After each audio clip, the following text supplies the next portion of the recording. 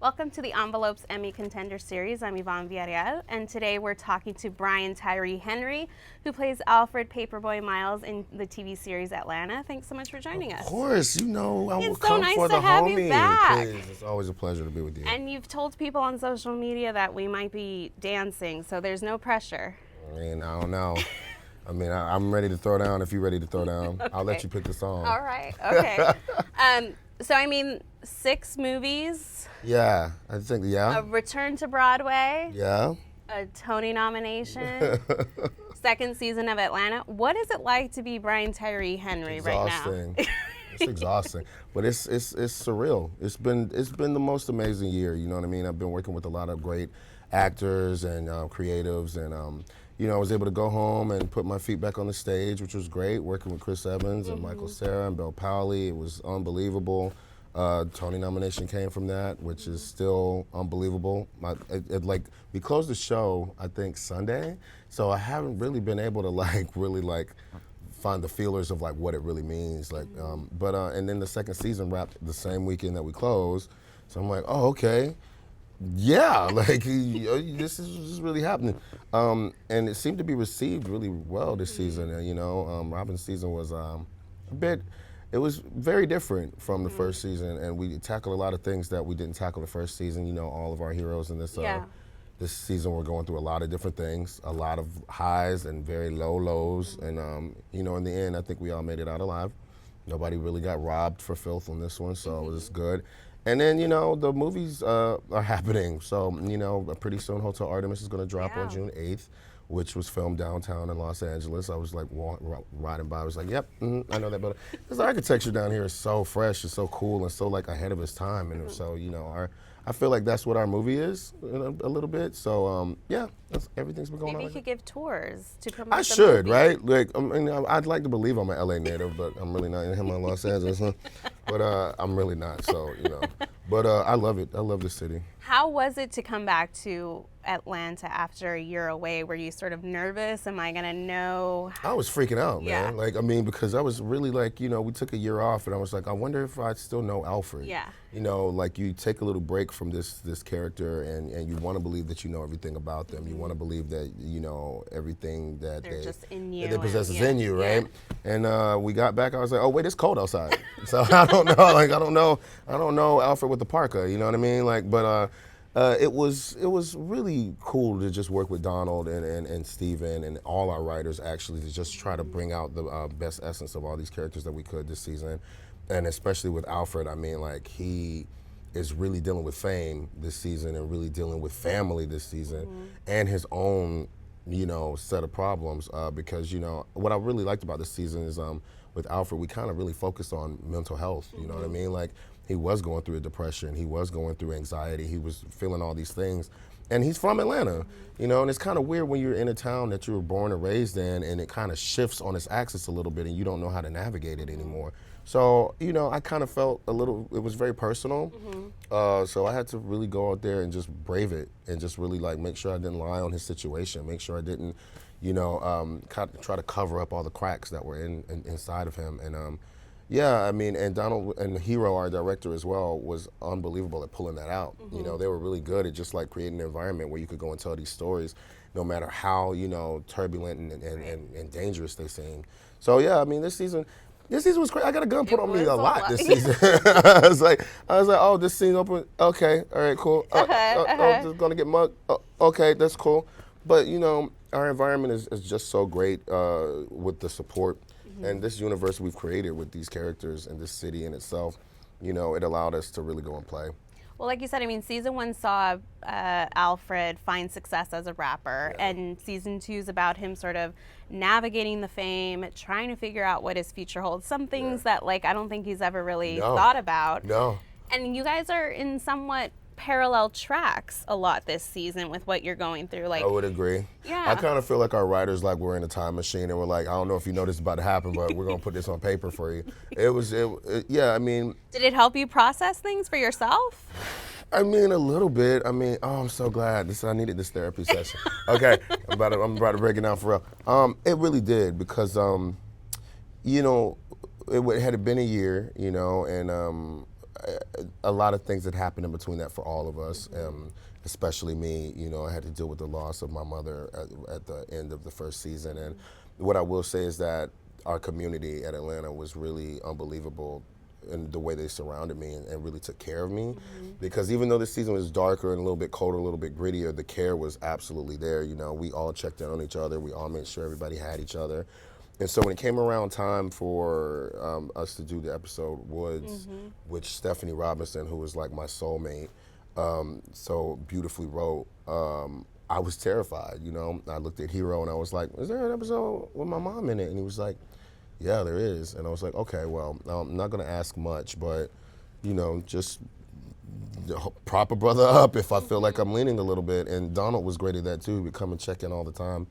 But that's what I love about our show. It allows us to go, and I don't even want to just use the word play because that seems a little pedestrian, but like it allows us to really like explore and delve as deep as we can and really expose ourselves where you don't have to really be ashamed of what you're feeling. And, you know, I mean, being in the woods was terrifying, and it was really dark, and but it really did, it was therapeutic in its own way. It really did help me heal. And what's really great about it is that when I hear people talk about the episode, they're like, no, it really helped us. It really was something that actually helped us to explore what our depression was and what our anxiety was and what loss was, because loss feels like that. Like you're in this forest, like, and that's the crazy thing. Alfred was raised in Atlanta. Like there's not a corner of Atlanta he doesn't know, but when he's dropped in the woods and he's completely lost, like that's what it feels like. And I don't know. I think that Hero and Stephanie did a brilliant job, and everyone involved did a brilliant job. But man, like, well, I was gonna ask you because I lost my father last year too. I'm sorry. And it's like you do go through that, like the cloud is just over you constantly. Yeah. And there was one line in Woods that like jolted me, where the homeless man has the blade against you. Yeah. And he says, "You're wasting time." What did that do to you? Well, I think you saw. Like, I mean, like, we didn't have to do a lot of takes of that because everything he said was real. You know, the only people who have time are dead, you know, and I had to keep hearing that line, and I don't know, like, and I just remember just looking up and just staring, like you could hear the wind. I mean, it was like dead silent out there, and he was right. You know, he was right, because like at the end of the day, here you are stranded in this abyss of this place that you feel like there's no way to get out. So what do? Do you surrender to whatever this situation is? Or do you really get up and figure out how to move through life? You know, it will never be the same. You'll never be the same.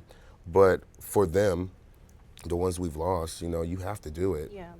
And time is it's so weird how time has changed now. So like when we finished the first season, it was like a year. Yeah. Man, like that's gonna be so long. But then you get there and you're like, oh, a year.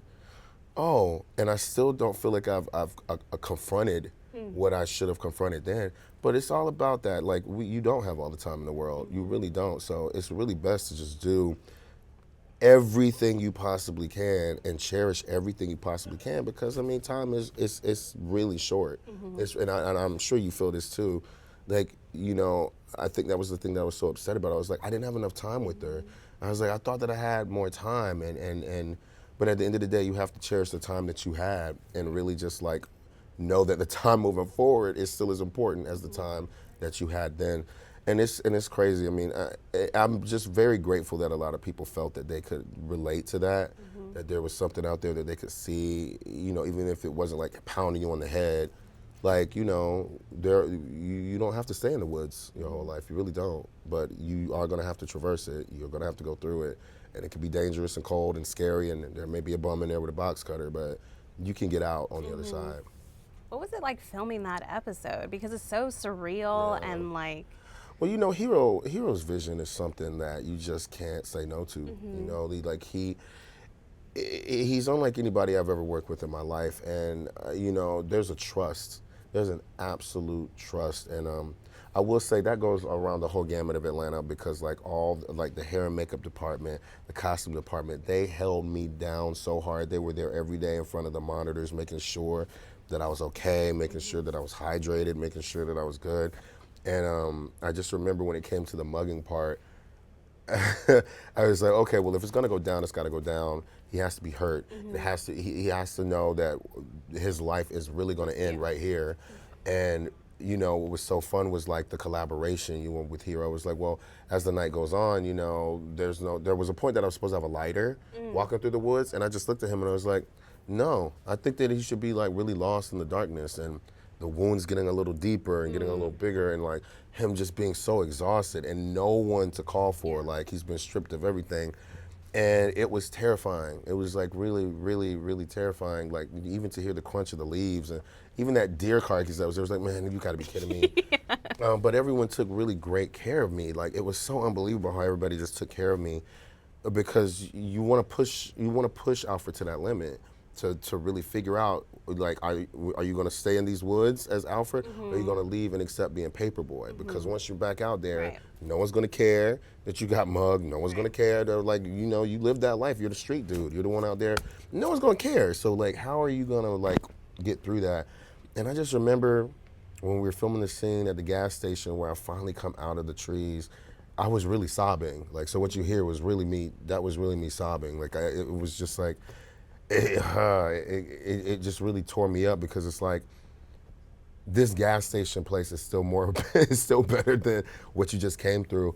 And I just remember coming out and looking at myself in a reflection, and like I saw like kind of like the cuts, and I saw like all the dust and like all the debris in my hair and just like all this stuff, and I was like, this is still better than what was in there. Yeah. And I just remember the scene with the kid, you know, taking a photo, you know, as I'm sitting here trying to ice my wound down. You know, you have to play that part, you know what I mean? And I was like, so he's really not going to talk about, he's not going to ask me if I'm okay, he's not going to ask me but that's kind of what it is. And there's so much beautiful imagery and so many different like metaphors that go on with that I feel like people can resonate with, or I hope they resonated with it, because there's nothing harder than looking at yourself and looking at what you've gone through, and then the people will see you and don't even acknowledge, you know what I mean?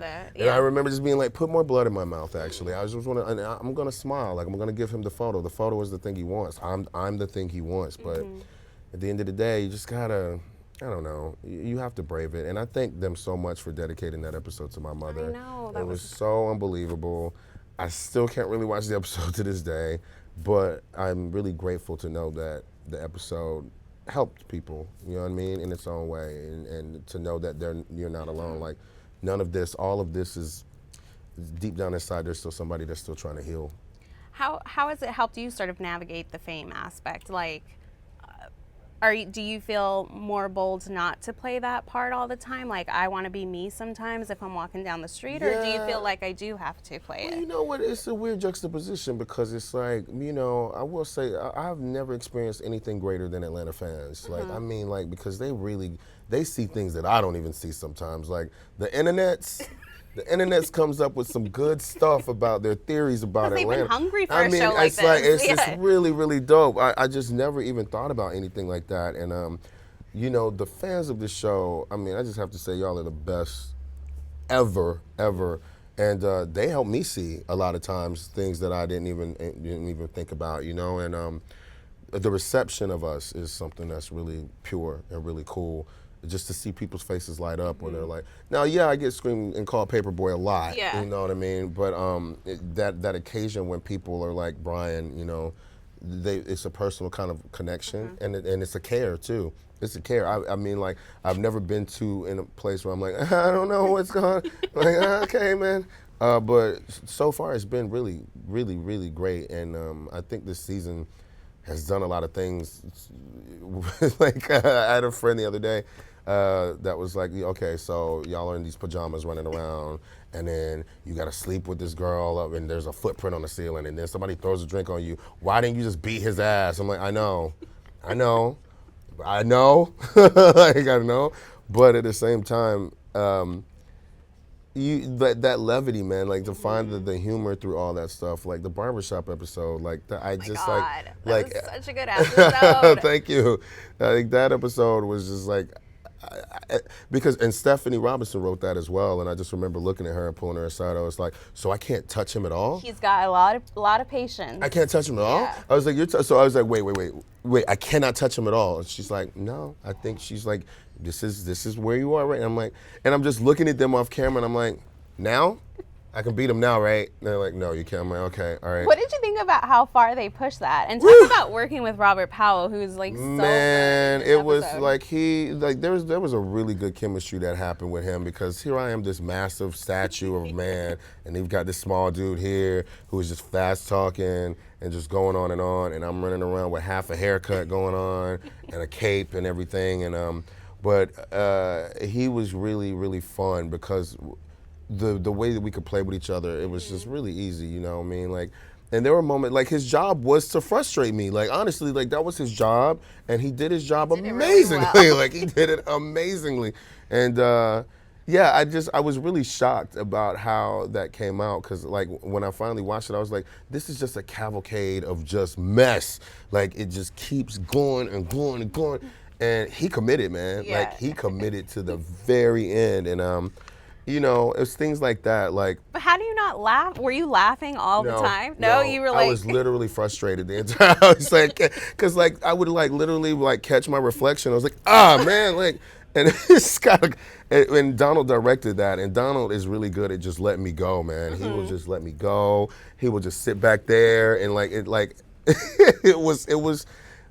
Alfred this season is a lot about what he doesn't say, because he can't really say much, you know what I mean? Like, he is very aware of his presence, he's very aware of his surroundings, but he doesn't know that kind of thing as this person, you know what I mean? Like, you know, even when I had to run around and try to find a new plug, like I'm getting mugged by my plug. That's a dope song. I'm getting mugged by my plug. And and and I still got to go to Spotify. You know what I mean? Like, and I'm like, you know, so this season was a lot about restraint. And I told him, I was like, okay, this season is really like Alfred having to restrain himself, because, man, like but at the end of the day, I think the relationships are the more really important. One of my favorite episodes is Helen, when you know Vanessa and Ern go to Helen. I don't know if you ever heard of Helen, Georgia. It's a real place, and these festivities take place there. And I also loved it because it brought out all these different elements of all of who we are. You know what I mean? I don't think a lot of people knew that Zazie came from a German background, you know, with her amazing, beautiful black mother. And here she is going to this place where she actually can be herself. Like, but like that ping pong match, man. The ping pong match. It was like, Vanessa win it. It was like, and you start to, I mean, you really care for these characters, man. It was kind of weird to like have to share space with Darius this season with Tracy, you know, because it was never explained where Tracy came from. It was never explained. That actor, Chris Davis, is amazing. And we just had to share, just like, yeah, he's there. He's staying here. Okay. Like, and there was still more of an understanding about that connection with me, Tracy, and Darius, and Ern trying to infiltrate it, you know, and not even asking any questions about like, well, you know, like, and that's the one thing that I love the most about this season is like you get a little bit more of the backstory of who Alfred. That's what I was gonna say. Like we learn about that stuff, and then obviously his battle with depression and the death of his mother. Yeah. And then in the final episode, we see what he was like as a kid. Yeah, like you got FUBU, you got the FUBU, man, and I don't know. All Principal's right. office. I mean, of course, Alfred's in ROTC. Of course, his uniform is unkept. Of course, he's stealing. Of course, he's like can talk his way out of anything. And of course, he's saving Ern's back again. You know what I mean? But that episode was very interesting and incredible because it kind of like took us all back there. I think to how like junior high was that way, and how labels meant so many things, and how everyone was trying to clown each other and make you feel this way, either you have or you don't, and like just the sheer lackadaisicalness of how we just are like, oh man, you got on a Phoebe and da da da this, and like it's just. But what I loved about it was like just watching how we all have insecurities no matter what, except Alfred apparently, because he just did not give a damn about anybody. He just did not care. That's one of my favorite lines is like racism. Not everybody's gonna like me. I'm like, hey man, it's like, and those kids were unbelievable. Like it was really, really great to like see that actor, like, and just hug him. I'm like, he had the whole essence down, and Donald did a great job with directing that. But he's like that, you know. Donald just what is he like as a director as opposed to a co-star? Just the most easy, laid back. You're not afraid to try stuff. You know what I mean? There's some environments where you could feel like, you know, can I say this? Should I move this way? Can I talk this way? Can I do this? But no, like, and that was the thing. Like this season, I had to deal with a lot of co-stars, like a lot of day players coming in, and you know, you could tell that there's been an environment created by us that people were trying to, you know, uphold. But you know, I was sitting down, I'm like, all right, just be easy. Come in. What's on the paper is great. Come in and play. Nobody's judging you. Just do it.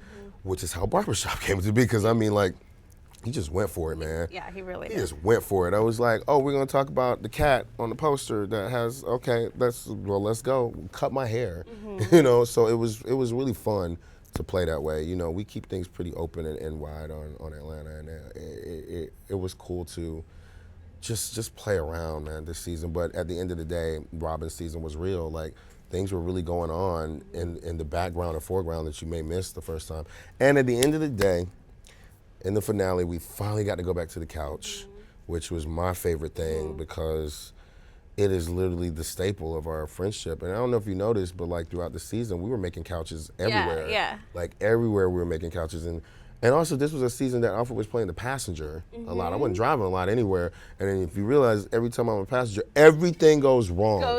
Everything goes wrong. Every single time that I'm the passenger, everything goes wrong. But I'm like, yeah, well, now he knows. Like, now you understand what that is, Alfred. Like, I don't know. There were a lot of lessons. I grew up in a big way doing this season, and I'm glad that it still provided, you know, the laughter as well as like giving you a chance to like really get into the psyches of all the characters. And you know, kudos to everybody that was involved. Our writing team this season was a beast and just really honest. And all of us had to just come with an honesty and openness to just like really take care of these characters. 'Cause I care about Alfred a lot. I mean, I really love this dude. I know this dude. You know, we all have an Alfred. We are Alfreds at some point. And you know, I don't want to make them precious and keep them like that, but I do, like, because there's a lot of Alfreds out there that don't feel like they have that kind of venue or have that kind of like vessel to talk through. So if I can provide that and champion for these Alfreds, you know, I'm gonna do it. What do you think Alfred or Alfred as Paperboy would think of This Is America? Oh man, first of all, he'd be like, I'm on the hook, right? Like, just to say, I'm on the hook. Like, but I think that Alfred, Paperboy would have been right beside him. Like, it would have been like if Nine had already released something like that. You know what I mean? Like, and you know, they're just, Hero and Donald make me sick. Like, I love them so. Their mind, because you know what I was dedicated to science. It's like it's really genius. It's really brilliant. You know, because I was at Donald's SNL the night before. I finished my show. And like 30 Rock is about 4 or 5 blocks up, and I ran up to and just hung out with him there, and you know, everything was just like, Hero was there as well, and we're just having a good time celebrating our family, you know. And so the next day I had a matinee, and I knew Hero was coming, and as I'm in the Uber, you know, I go to Instagram, and Heroes pops up first. I was like, wait, what? When did you, what? And so as soon as I get to the stage, I was like, those motherfuckers. So like, let's hold the play. I need to watch it. And as soon after the play, like, he was coming up trying to throw his arms around me and being like, oh, Brian, man. I was like, you shut up. I was like, you evil genius. You shut up. It was amazing, man. Like, I don't know. I'm just so happy to be a part of the number. You know, there's just so much more to do. You know, we're nowhere near done. Like, there's so many more stories to tell, and if anything about what's going on in this world right now is showing us the way of what we got to do. So it is our task to come out there and tell these stories and like really just lay it out, because you know, I mean, Donald done dropped This Is America now, so I don't know how long you guys are gonna have to wait. Like, I don't know, but I'm just so glad to be amongst these minds and amongst these spirits. Like, these guys are. And gals are amazing. Like, they're just so amazing. And yeah, I'm just very happy to be a part of it. What was it like to return to Broadway with Lobby Hero after, you know, for those that don't know, you were in Book of Mormon. Yeah. So what was it like to come back to the stage in this big way? It was like, you know how you go through a desert sometimes, because we go through the desert. Yeah, we go through the desert all the time. And so, when you finally get to that place and you see like the well of water, it was like that.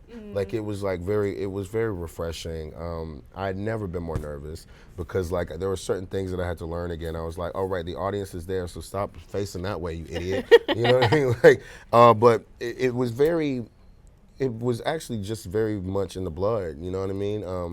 To work with Michael and Chris and Belle, it was just it was so much fun and so muscle memory as well. And the content of what we were talking about, I mean, like this was written in 1999. And for those who don't know, it's a story about these two security guards. Because in New York, you've got the affluent, and you have the not so affluent, and there's two security guards who work in a pretty affluent building, a residence. And my character's brother has gotten into some trouble with a possible murder and rape and all this thing. And I'm looking to my fellow coworker to kind of give me some advice, but then there's two cops who are going through these things of male and female, and she's dealing with, his misogynistic, ways, and like she can't come up. And ultimately it comes on who's going to do what's right and who's going to do what's wrong. And my character has to go out there and literally lay it out, like about the desperation, what it's like to be a black man, and knowing like if you're accused of a crime, no one's gonna care, and should I do the right thing? Should I be honest? But we know, I mean, it was a heavy hitter, man. It was hard to do every day, but with the support of these people, like, I mean, like Chris Evans, first of all, is a beast. He's a great actor. So for his Broadway debut, he just. And he brought the stash. I mean, he brought the stash, and that was his choice. I was like, "Oh, we're gonna do this." All right. I was like, "Okay." I was like, and I automatically know who this dude is. You know what I mean? Like, I automatically know who he is. And Belle Powell, I mean, she's just. Well, how about even navigating the dialogue that Kenneth Lonergan has for you? I'm telling you, like, he puts it out there, man. Like. There's no word that's not important. Like everything that you're saying comes out with a sense of urgency and a sense of desperation, a sense of longing, and he's a master at that. And our director Tripp was even more incredible with his direction of just because you're on this rotating set, there was nowhere to hide. Oh my God! That's the thing that was really crazy. You're in this lobby and there's nowhere to hide, and like you just have to like leave it all on the floor. And Michael is just unbelievable. Like he's just such a great actor. And it was good. It was good. It was terrifying. It was really terrifying, but it was good to be home, to be back on the place that that I started. And yeah, I mean, I'm really glad that the recognition came for that because it could have gone a completely other way. You know what I mean? Like, and I'm really glad that everybody there recognized the work that I put out. And yeah, it's great. Let's talk about you've got a lot of movies coming out. Give me your best Matthew McConaughey story. You worked with him on White Boy Rick. Yeah. Matthew is something of a different species, you know what I mean? Like when he delves in, and another stash moment, you know what I mean, in this movie, because the content of this movie is a little, this is America too. So, it's dealing with this kid named Rick Wersher back in the 80s who became an informant and was a drug dealer in Detroit and like incarcerated a lot of people of color. But he got incarcerated as well at 16 years old, the youngest person on life, and I believe that he's gonna get out this year. But Matthew, there's a finesse that he has, you know what I mean? There's a finesse and an ease and a charm about this dude that is unlike anything in the world. And my character in the movie really doesn't give a damn about his character. You know what I mean? Like really doesn't give a damn about his son. He wants to incarcerate these people as soon as possible. So there's a moment that, I don't want to give anything away, but like we're in a courtroom and I'm just standing in the back and Matthew's character is sitting up there, rah, rah, rah, this is my son. And when his son gets indicted, I just slow clap like that. And to watch the rage of Matthew McConaughey, I was like, all right, son, don't worry about it. And after he was like, man, you got me with that. I was like, just saying. I mean, he's just the most generous person. Does he drive a Lincoln? You know what? I think he does. Because I completely forgot that. I was like, wait, no, it's right, man. I think he does, man. But he's also good at like gifting, because he gifted me this amazing, or everyone, this amazing bottle of tequila, man. Like, it looked like a beautiful vase. I wish I could remember the name of it. And I was so mad because I had to fly, so I couldn't put it on my carry-on. And I was like, well, I guess I just got to drink this bottle before I leave. But he's unbelievable, man. He's another masterclass. I've been able to be in quite a few films with a lot of people that I've revered. Barry Jenkins. Yeah, and I got to film that at home. Yeah, and then and James Baldwin is one of my, just one. I feel like he's my spirit animal. Like I literally carry a copy of Fire Next Time with me everywhere. But to be able to do that with Barry. Who directed Moonlight, which my good friend Terrell McConaughey also wrote the screenplay for, was unbelievable. And we were doing it right in Harlem, like we were filming at least 7 blocks from my apartment. Wow. So it was good to be home with that. And then to do work with Jodie Foster. Like, come on, man. Like, you just don't, Jodie, yeah. And my best friend at the same time. Like, it just seemed, it was like sensory overload sometimes, but it was great. Like, this whole experience has been great. Hotel Artemis was a great experience. Drew Pearce is an amazing director and writer, and everyone in this movie is doing the damn thing. Like, it was really, really cool. And I get to be covered in blood again. Well, because you're doing your damn thing. I am? Thank you. Thanks. She said it. We're going to wrap things up with a lightning round. You and the lightning. Okay, let me go ahead and like hydrate first. Yes, okay. You're going to need to hydrate. Okay, I'm ready. Last show you binge watched? Great British Baking Show. Yes. I love that show so much. I don't know what a trefoil is, but I think it's great. I love that show so much. Mary Berry is, oh God, I love her. If you could go back and be on any TV show ever, what would it be? A Different World. Ooh, yeah. For a fact, anything I could do to be in a scene with Whitley Gilbert would be, and Freddie, and Dwayne, everybody would have been great. A lot of people watch TV to unwind. What do you do to unwind?